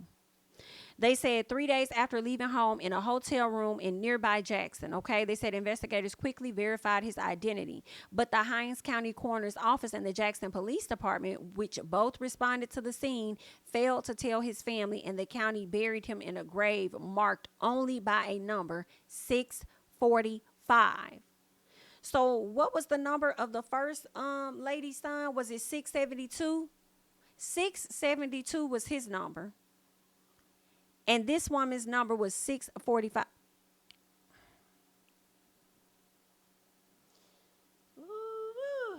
Girl, these people. For Jonathan's relatives, learning the news turned the pain of not knowing into grief and anger. Anger at the people who didn't do their jobs. Anger at the months spent wondering if he was dead or alive. Anger at being unable to properly mourn. It feels like they threw him away like trash, she says. No caring, and no feeling. That's what his aunt says. The Hinds County Coroner's Office, already under fire for its handling of 2 cases in which next of kin notifications were similarly botched, did not respond to requests for comment. An attorney representing the Rankin County Sheriff's Office confirmed the overall facts of the case, but declined to answer questions about its handling of the missing persons report. The Jackson Police Department, which also faced criticism over the previous cases, adopted written protocols for how to handle death notifications last month. But Melissa Faith Payne, an agency spokesperson, said the department was not responsible for contacting family after recovering Jonathan's body. Melissa, your ass said something else similar when it came to the Jackson Police Department. The last time, trying to say, yeah, it was a bit of miscommunication, but they did nothing wrong. Girl, you full of shit. That ain't how you really feel, but that's what you're getting paid to say. From the scene, the victim's body was immediately turned over to the Hinds County Coroner's Office for further investigation, including an autopsy. To this day, the Jackson Police Department has had no further confirmation with the Hinds County Coroner's Office concerning this case. We were never notified of the victim's cause of death or identity. And this is what the let me see. From the scene, the victim's body was immediately turned over to the Hinds County Coroner's Office for further investigation. So the spokesperson for the fucking police department is saying to this day that they had no further communication with the Hinds County Coroner's Office, and they were never notified of the person's cause of death or his identity. You mean to tell me they just gave a body over to you and they ain't give you nothing? Girl, you doing a different type of lying now. So the Henkins family has joined a growing list of people failed by a system that is supposed to ensure their relatives are told when a loved one has died, and are given a chance to hold a proper funeral. And they, of course, they speak on Dexter Wade and Mario Moore. They said Jonathan was buried in a nearby plot at the Hinds County farm on September 14th of 2022.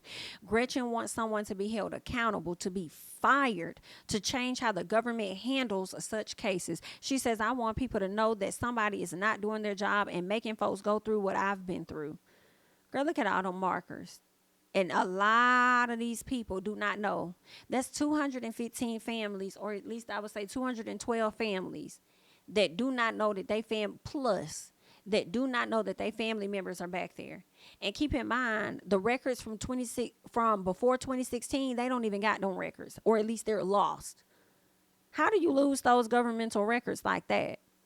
And I guarantee you it's a ton of those people that's sitting on the missing persons list that's probably been missing for decades, probably 30 damn years or more. And it's like, girl, all of this could have been resolved if y'all would have put lists out on a regular basis. At least put a list out every year. Make the list public every year or every quarter, to be honest, because nobody should have to go so long not knowing what happened to their family member, especially when y'all find out who the fuck these people are. Y'all put them in unmarked graves with just a number, but a lot of times y'all know exactly who the hell they are. That's what's killing me softly. Y'all need to give an updated list every fucking quarter or the end of every damn month.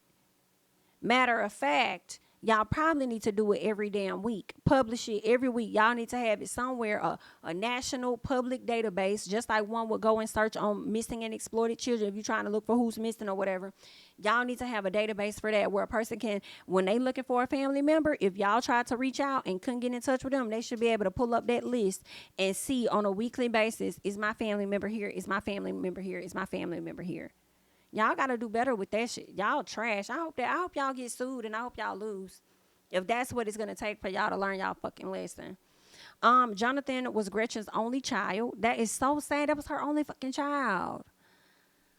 Ooh, praise God that he left her a grandchild. But that was her only child. As a boy, he was funny, caring, loved football and math, and aspired to join the military. He could not enlist because he was born with one kidney. So he worked construction, where he picked up a drug habit, okay? She said Jonathan did several stints behind bars on charges related to drug use. Gretchen, a retired waitress and barber, paid for rehab 3 times for her son.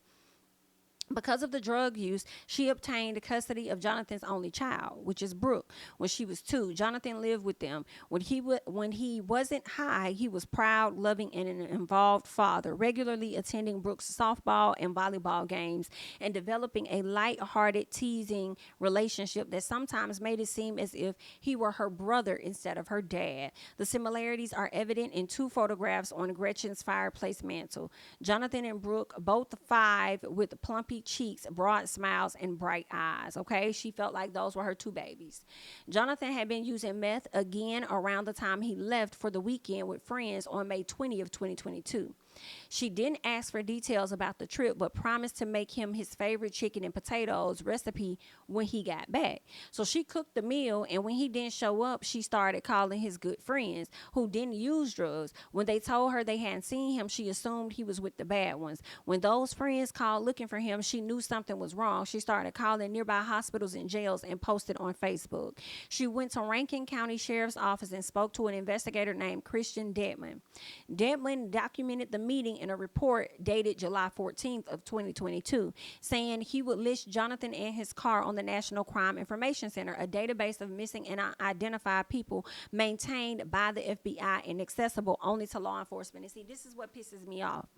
Because law enforcement, y'all have a full database that y'all can access. So when y'all act like y'all couldn't find the next of kin, go to this fucking database of people that's probably reporting their family members is missing. And I'm sure there are going to be details of somebody that you can contact to get the information back to the family. Y'all have dropped the ball. And Miss Payne or whatever the fuck your name is, Michelle, girl, I don't want to hear you come to the front and say a goddamn thing else, because you be giving straight cap and we tired.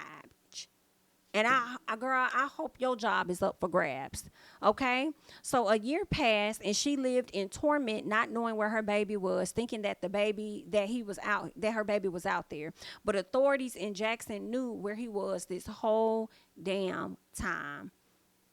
On May 23rd of 2022, 3 days after Jonathan left home, staff at the Motel 6 on Interstate 55, because there we go with that damn interstate again, in Jackson, discovered a man's body inside of one of the rooms. Documents obtained through public records request shows this. Now, investigators arrived and found the man lying on his back in the bed in pajama pants. There was no sign of trauma, but he had been dead for a couple of days. Investigators did not find an ID, according to a coroner's office report. Okay, but see, if y'all didn't find an ID, were y'all at least able to find out from the Motel 6 individuals the name of the man that checked into this particular room? Were y'all able to do that type of investigation? So his body was taken to the Hinds County morgue. 4 days later, he was identified through fingerprints as Jonathan David Henkins. The coroner's investigator said he forwarded the information to a Jackson detective for a notification of the man's next of kin. The Jackson Police Department spokesperson said they never received the information. The documents estimate that he died May 21st, but do not mention a cause of death or results of toxicology tests, and the coroner's office had not provided the information. Now, girl, y'all both dropped the ball. There is no indication in the documents of what efforts, if any, the coroner's office or the Jackson Police Department made the contact to this man's family. And on August 26th of 2022, the coroner's office asked the Hinds County Board of Supervisors for permission to bury this man's body, and they received the request and approval. They received the request or the approval for that request two weeks later. Now, they go on to talk about in May of 2023, a friend of Jonathan created a missing person profile for him in the National Missing and Unidentified Person System. They said NamUs also hosts a data set where coroners can upload names of unclaimed persons, but Hinds County did not list Jonathan. So this is where coroners can go to update the names of the unclaimed people, but y'all did not list Jonathan on that list. See, this is where y'all definitely dropped the ball, coroner's office. And police, y'all, like, that's why I say y'all both in cahoots and y'all both dropped the ball, because if the coroner's office sends you over a body and you don't have a name and details, why are y'all not pressing them to get those name and details so you can finish up the file and the paperwork on that person and be able to provide the proper explanation to their family members? The fact that y'all didn't get this information and y'all did not apply pressure to get this information leads me to believe that y'all had no intentions on reaching out. Let's keep going. All right, the signs that Jonathan ended up in Jackson could have led Rankin County investigators to focus their search thereby calling the Hinds County Coroner's Office or the Jackson Police Department. But it's unclear whether the Rankin County investigators ever made those calls, okay?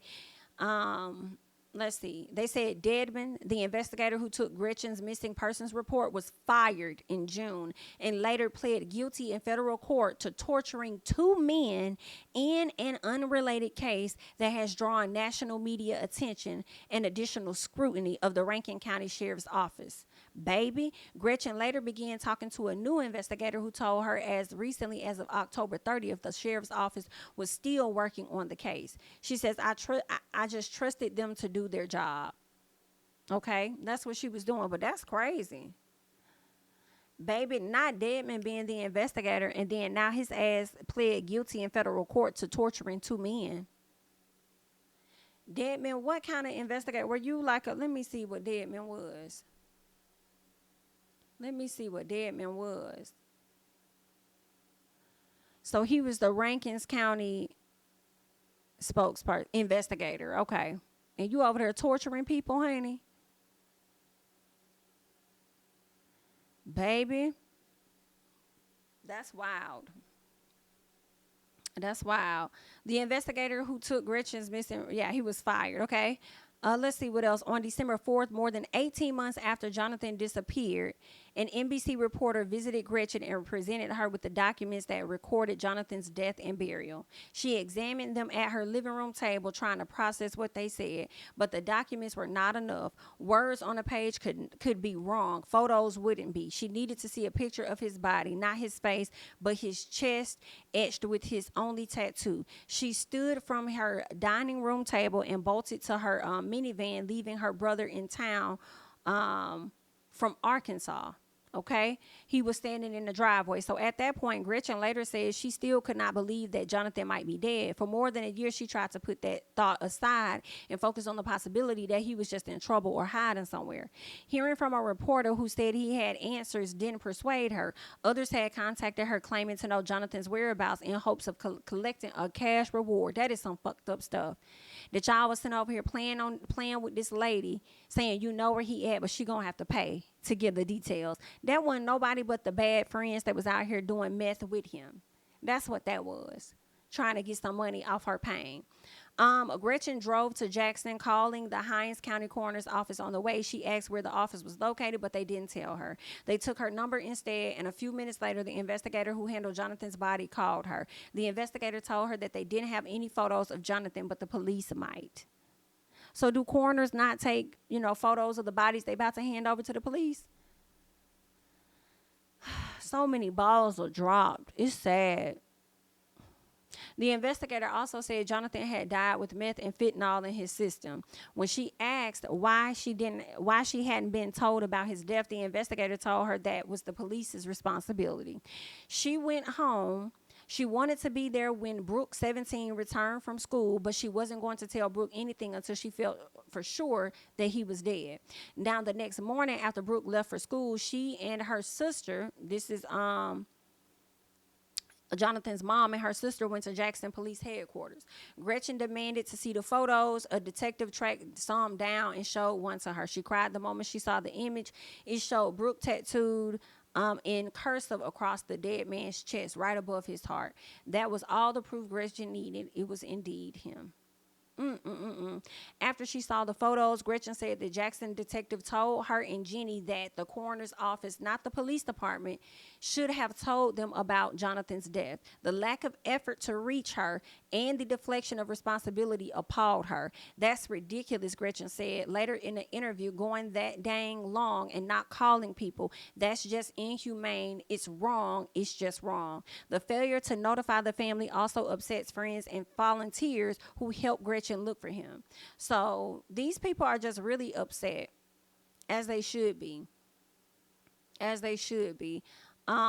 see what else, because I want to skip down to see what else. All right. Let's see. That's just crazy. Okay, so they go in and talk more about Dexter and Mario. They said Gretchen signed a contract for Crump to represent her on Wednesday, and families that report a loved one missing deserve immediate and accurate answers, according to Mr. Crump. We will work to unearth the truth about what happened to Jonathan and to seek justice for his family.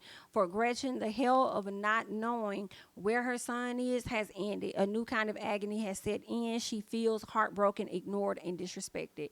Gretchen now believes that Jonathan died of a drug overdose. The reported presence of fentanyl in his body makes her wonder if the meth had been laced with it. I believe that. But she doubts authorities will be able to answer that question. She says they can't even do the job of notifying a dead person's next of kin. They probably just thought another drug addict gone. I'm sure that's exactly what they thought.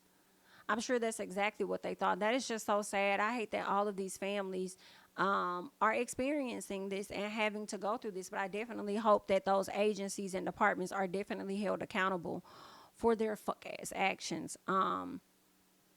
in my personal. There are some other articles or at least some news stories and things that I wanted to get into. So let me make sure that we go over and do that. Let me see which one I want to check out here. I think I may start with this one first, actually. So let's get into this one. Unsettling situation in Mississippi, Jackson, Mississippi to be exact. It's been revealed 215 bodies were buried in unmarked graves behind a state jail in Jackson, of course. Attorney Ben Crump is now calling for an investigation. Families of the dead reportedly had no idea until last month. Some of them, those grave sites were only labeled by a number and a metal rod. Joining us to talk about it, activist Arthur Silky Slim Reed, who also works with Ben Crump. So, Arthur, this started with Dexter Wade's case back in March, right? He was an individual who was hit by a police officer, and his family thought he was simply missing, but he was dead and buried, and no one notified them. Well, the thing about it is that he had identification on him, Isaiah, and the medical examiner gave it to the lead detective, who said he called, didn't get an answer, and they didn't worry about doing anything else. What we're finding, Isaiah, is that Mississippi is Mississippi. It's an ugly Mississippi. And this is sad because now we have 6 other individuals that has been put into this same grave. And if you look at the video from when we first went to that site, buzzards were flying overhead. And we were trying to figure out, why are the buzzards flying overhead? But it's because they're putting them in shallow graves, and the only thing that they're putting them in is a body bag without embalming the body. That is so crazy. So the stench from the bodies are drawing buzzards there. It's so inhumane for anybody to do anyone like that, Isaiah, is just horrible is what we can say. And that's not even a word that we should use in a situation like this. It's something that we haven't seen. And what we're seeing here is over 200 people in this, what they consider a pauper's grave behind the county jail there. And what you guys are learning in your investigation is many of these families were never called, were never notified. Many of them still think their family members or thought their family members were simply missing, but they were dead and buried and never got a call from any investigators, any law enforcement officials or authorities in Jackson, Mississippi. That's right. And one of the things that we faced being Mississippi is that they thought that we were playing the race card. We have white clients as well. There were white people that were buried the same way, Isaiah. And any human being that's buried the way that they're burying these individuals, it says a lot about the people that's doing this criminal act. And the only thing that we're asking, because people always look at us when we're out fighting for civil rights of individuals, the only thing that we're asking in this case, we want you to do the right thing and give them a humane burial. And the city is, so it's crazy, Isaiah, to see something like that. It's 2023. It's not 1940. But to see them just dumping bodies in a grave like that, and no name, just a number. So they'll say, well, number 13, that's Arthur Reed. Number 21 is Isaiah Carey. But we don't really know until we get the remains. And then the Exactly. remains You're right. had decomposed so bad, we just have to take them at their word. And when you look at the story, they told us that they would exhume this body at 12 noon, but they ended up taking this young man, Dexter Wade, out of the ground at 6:30, 7 o'clock in the morning. They say, we were not going to allow them to embarrass us with those cameras. If you're not embarrassed by what you're doing, it's shame on you. Absolutely incredible. Now, you guys, along with Ben Crump and I think Attorney Dennis Wheat, you all are asking for a federal investigation, that the feds come in and take a look at this and see exactly what's going on, because there's some questions as to Dexter Wade's death when he was hit by the police officer. Whatever happened with the officer in this case?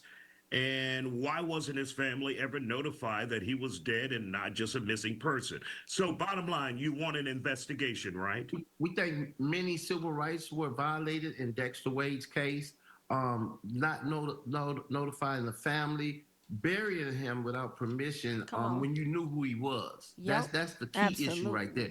You knew Absolutely. who this individual was. And if you look at the Dexter Wade case, it's sad, but Dexter Wade's uncle was killed by Jackson police, and they knew the family because they was involved in an ongoing lawsuit with that family, with Attorney Sweets, who you're talking about. So this is very, very, very troubling for us for you to know this family already, and for you to do something like this. This was adding insult to already injury that you had done to this family, Isaiah.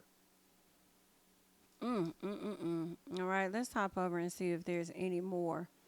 Some new NBC News reporting tonight is giving us more insight on a story of death and mystery and anger over an apparent lack of good police work and accountability in Jackson, Mississippi. I'm talking about the story of Dexter Wade, who we now know was killed less than a half hour after leaving his home back in March.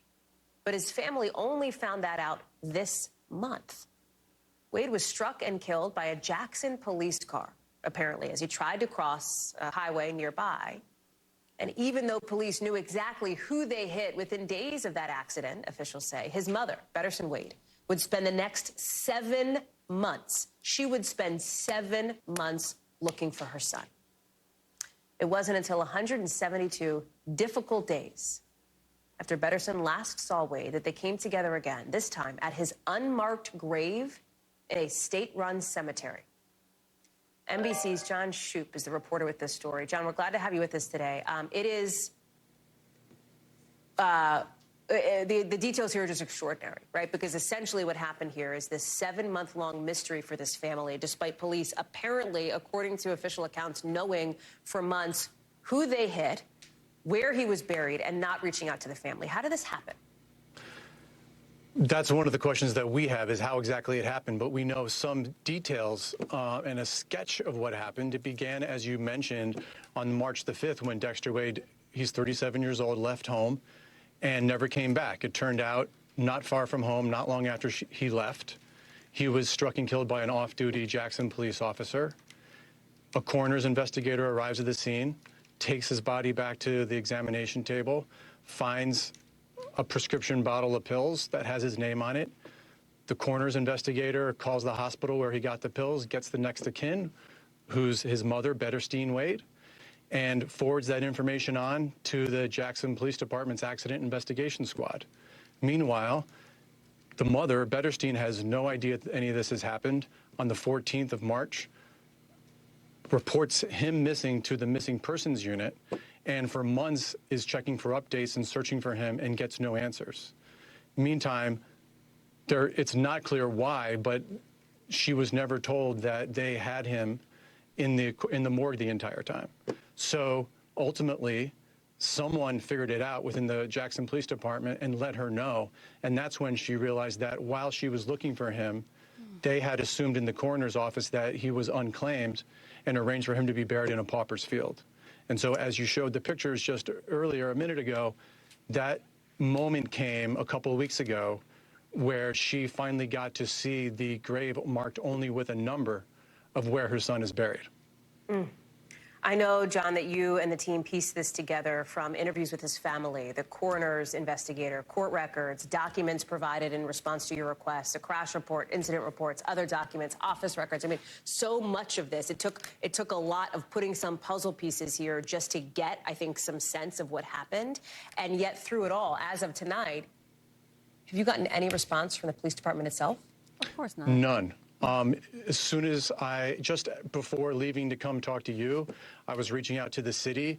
They're preparing some sort of response, but I'm not sure that they fully comprehend of how this mistake was made. We have notes, internal notes and documents that show what they knew. It's just not clear yet about why it was shared. What does accountability look like for this family? Just quickly, John, what does that look like? I think for Betterson Wade, the mother, is just somebody to acknowledge that there was a mistake. She can accept if an accident was made, but just an acknowledgement and an apology. Okay. She just wants to be heard, it sounds like. John Shoup, thank you so much. I really appreciate you bringing us this story tonight. Thanks for watching. Stay updated about breaking news and top stories on the... All right, y'all. Let's see if there's anything else.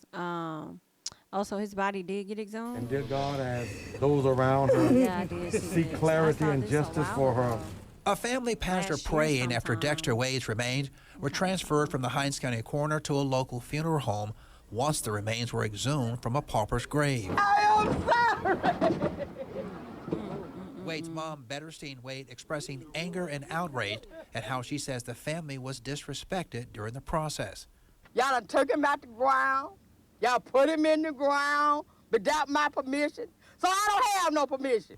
The family wasn't at the cemetery when Wade was exhumed from the grave Monday morning, though they thought they had permission to be there. This how the system works? Is this what I'm living in? And I'm living in Mississippi. And this what I got to deal with? That I don't even matter. Is any additional information you need? Attorneys representing the family showed a letter from the Board of Supervisors. The letter says the exhumation would take place at 11:30 in the morning, but a county crew with shovels removed the body 3 hours earlier at 8 in the morning. What are they hiding? Exactly. What are they hiding? Exactly. What y'all Well, we're hide? going to get to the truth. County Administrator Kenny Wayne Jones responding to the family's accusations. It was very unfortunate. No cover up or anything like that, just miscommunication. The exhumation comes about 2 weeks after the family revealed that Wade had been buried without their permission in August. The family had been searching for Wade for months. He was struck and killed by an off-duty Jackson police officer in March while walking near I-55. I'll cover it. Now you saying walking near I-55, but everything else is reporting that he was walking across I-55. Girl, get the fuck. up. Y'all did that. Kept telling me no, no, no.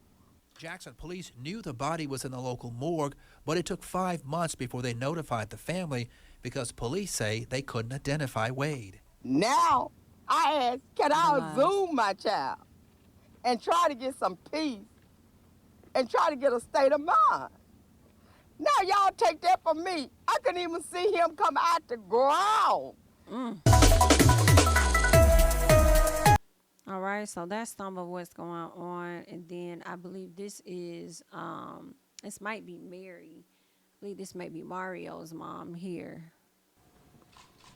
Take your time. My oldest son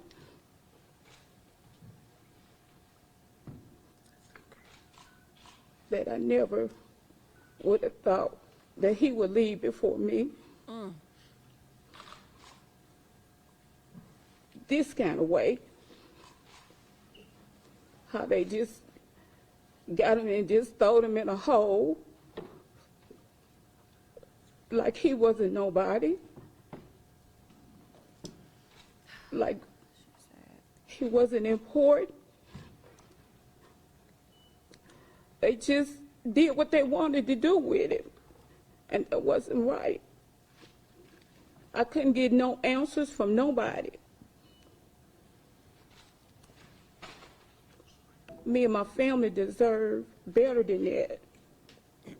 We had to buy him back from the state. That's so in order crazy to do anything, to get a death certificate, we had to spend money. And that's not right. Should nobody have to go through this as a mother? Nobody. They shouldn't have. No. Had to be thrown away like this. Just throw my son away. You a mother when you want to know about your son. Thank you, Miss Mary. I can't even imagine how emotional this is. We thank you to Jonathan Schutz for helping get you some of the answers. That's how you say his last name. Shout out to him. Hi, my name is Gretchen Henkins. My son's name is Jonathan Henkins. He left my house May the 20th, Friday evening the 22, and he was found dead 23rd of 22, and I didn't know it for a year and 7 months. It's like they just threw him out like trash, just like they did the others. They did a fingerprint, and they found out who he was, and they still did not contact me. A reporter from New York City came down from New York, not here, and showed me information where they had buried him, and it had my address on there, so I know they knew how to get a hold of me. Exactly. You were talking about Jonathan's daughter.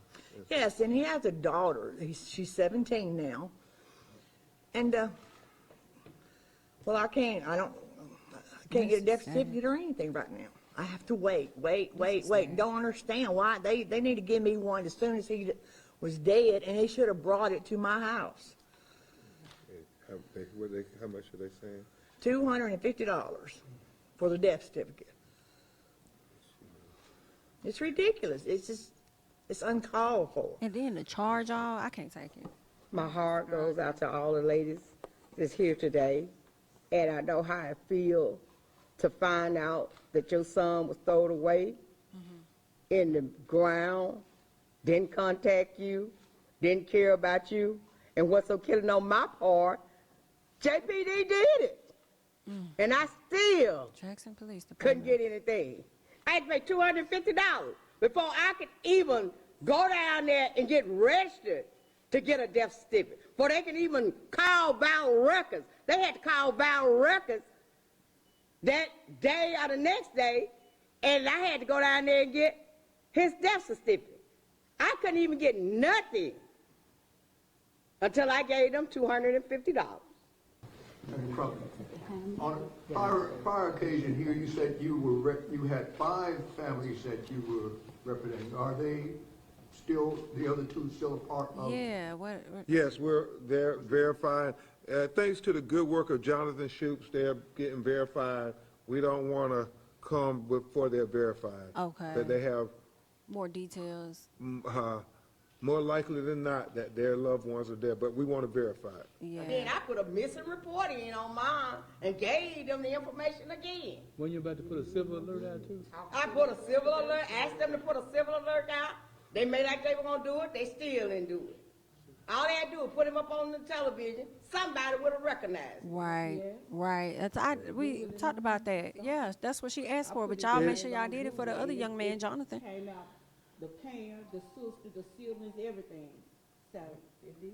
Well, my son was actually on the TV on the missing person, Yep. and they Still didn't do their job for a whole fucking And year all and a they had half. to do with what Jonathan did, go verify data. That's amazing. He's in New York. Yeah. That's all he did, You know, exactly. and these so-called JPD workers don't do too much work, apparently, because they're not doing no job whatsoever, Come on. no investigating. And they need to be fired. Clean house. And you can sense the outrage in these families' voices. What Jonathan has is a commitment to trying to get to the truth. And we need Jackson officials to have the same commitment and notify these families. I agree. Another thing that I want to say, Crump typically, he always takes on these cases for the most part whenever there is some type of injustice in place. And I just hope and pray that people are getting answers, because I feel like once he joins the case, it's like, you know, very loud and everybody's talking about it for like maybe a month or so, and then it dies completely down. I know last year, I believe it was 2022, around November-ish, he may have started working with Rasheem Carter's family. And I don't know what has happened with that case. You know, it's been a lot of, you know, assumptions and, you know, things, speculation of things. So we don't know where it is, you know, with the case. I believe that it's still, you know, being investigated at this particular time. And that's it. Like, there are no additional records, like, you know, no additional details on Rasheem. He was 25. He went missing October 2nd, 2022, just days after telling his mother and the police that white men in his community were pretty much targeting him. And this was out in Taylorsville, Mississippi, where I believe he had a job, or he was working somewhere nearby Taylorsville, Mississippi. But I believe that he ended up being found in Taylorsville, Mississippi for sure. They said that his head was severed from his body. You know, I believe by the time his mama got his body, it was nothing but bones. Like, yeah, you guys can look that up on my page if you want to go through that story. It's the Rasheem Carter story, Rasheem. Y'all can check that story out or do further research on it as you all choose. But girl, this is crazy. It's some crazy stuff going on down there in Mississippi, but it's not just Mississippi. It's so many other places. Now I want to know, does Alabama, does Georgia, does South Carolina, Florida, Texas, do y'all have this same system where y'all take people's unclaimed relatives and bury them on some random land or farmland? It doesn't even have to be near a actual prison. But I want to know, do y'all do that? And I'm sure they possibly do. And, you know, if we don't know about it, I feel like we'll find out about it, you know, pretty soon. But I just wanted to run this story by you guys because it was just so sad and it was bothering me. Like, this is just crazy. You know what I'm saying? Like, they did what now? 200 and how many bodies? And I believe that it's even more than that. Okay. So I wanted to talk about it. Was gonna talk about it last night, but I was like, "Oh, girl, this is eerie, honey. Let me wait till tomorrow." And here we are talking about it. But I want to hear you all's thoughts about it. If you've stayed for the full video, which is given damn near probably 2 hours at this point, definitely let me know that you stayed there longer. I do appreciate you. Be sure to like up the video if you have yet to like up the video. Okay. Also, make sure you subscribe to the channel as well, as we are growing over here. All right. So definitely do that for me. You can follow me over on Instagram and Twitter at JamiThatsMe. Okay. Definitely do that. And I think that's it. I really want to hear you all's thoughts about this overall situation. If you have any experience, you know, you've gone through this or you're familiar with somebody else that may have went through this and how they handled it, leave all of your thoughts down below. Like I said, I am JamiThatsMe, and I will catch you guys in the next one. Bye-bye.